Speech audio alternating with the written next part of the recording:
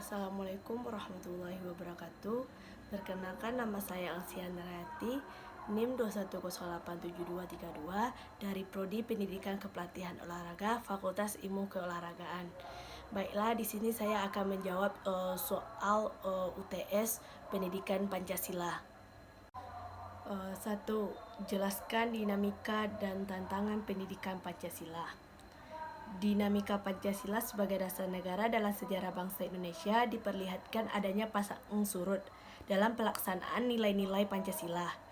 Bahkan pada masa reformasi masih mengalami pasang surut yakni enggannya para penyelenggaraan negara mewacanakan tentang Pancasila.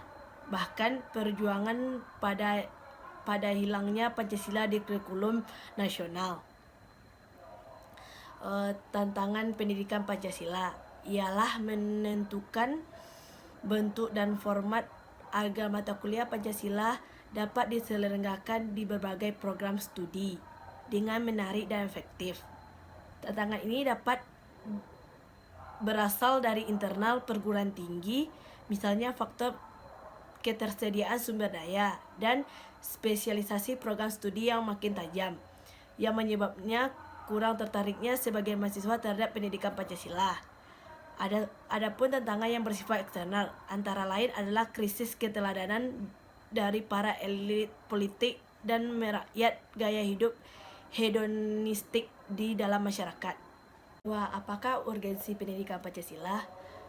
Urgensi pendidikan Pancasila di perguruan tinggi yaitu agar mahasiswa tidak tercerabut dari akar budayanya sendiri, dan agar mahasiswa memiliki pedoman atau kaidah penuntun dalam berpikir, bertindak dalam kehidupan sehari-hari dengan melandaskan nilai-nilai Pancasila. 3. Jelaskan sumber historis, sosiologi, politik tentang Pancasila dalam kajian sejarah bangsa Indonesia. 1. Sumber historis. Pancasila memiliki landasan historis yang kuat. Secara historis, sejak zaman kerajaan, unsur Pancasila sudah muncul dalam kehidupan bangsa kita. Agar nilai-nilai Pancasila selalu melekat dalam kehidupan bangsa Indonesia, maka nilai-nilai yang terkandung dalam setiap Pancasila tersebut kemudian dirumuskan dan disahkan menjadi dasar negara. 2. Sumber sosiologis dipahami sebagai ilmu tentang kehidupan antara manusia. Di dalamnya mengkaji antara lain latar belakang, susunan, dan pola kehidupan sosial dari berbagai golongan dan kelompok masyarakat. Di samping juga mengaji masalah-masalah sosial, perubahan dan perbaruan dalam masyarakat. Ketiga, sumber politis.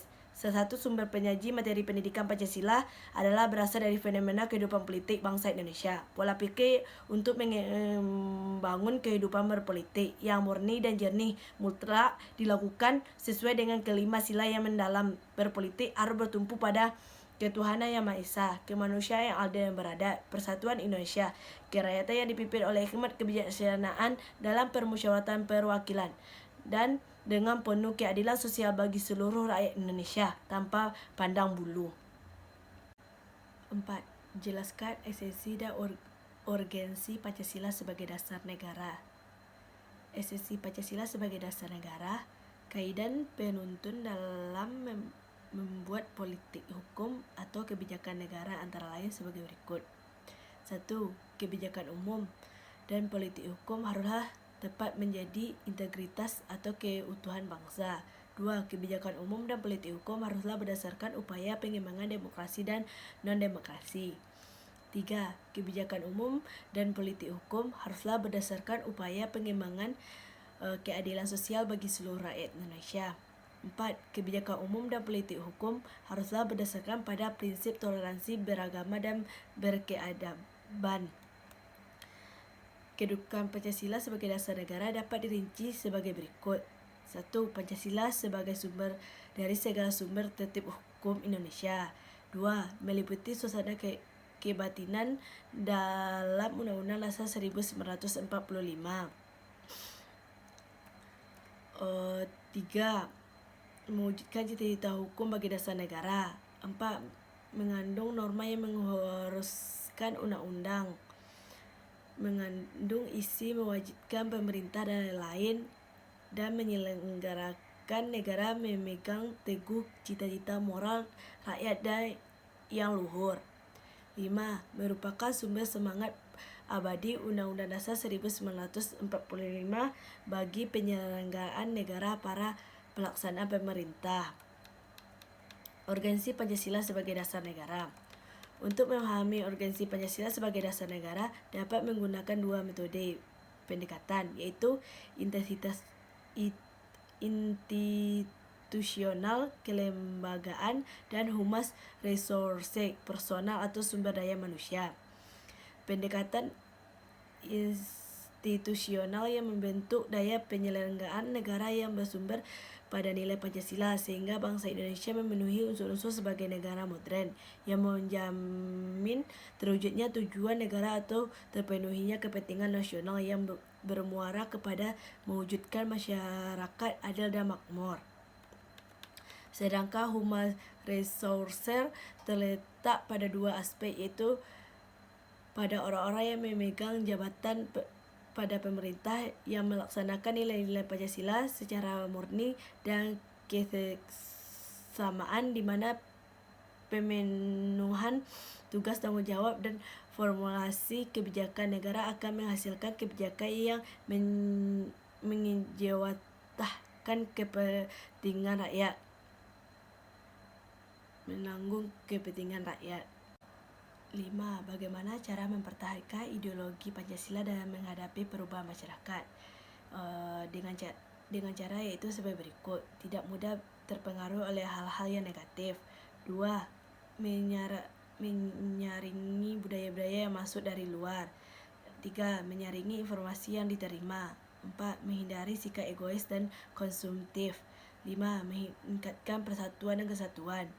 Dengan demikian dapat disimpulkan bahwa upaya yang dapat dilakukan untuk mempertahankan ideologi Pancasila dalam menghadapi tantangan dan ancaman adalah dengan memahami, mengakui keberadaan, dihayati dan dipraktekkan dalam kehidupan kelima nilai-nilai yang terkandung dalam ideologi Pancasila tersebut.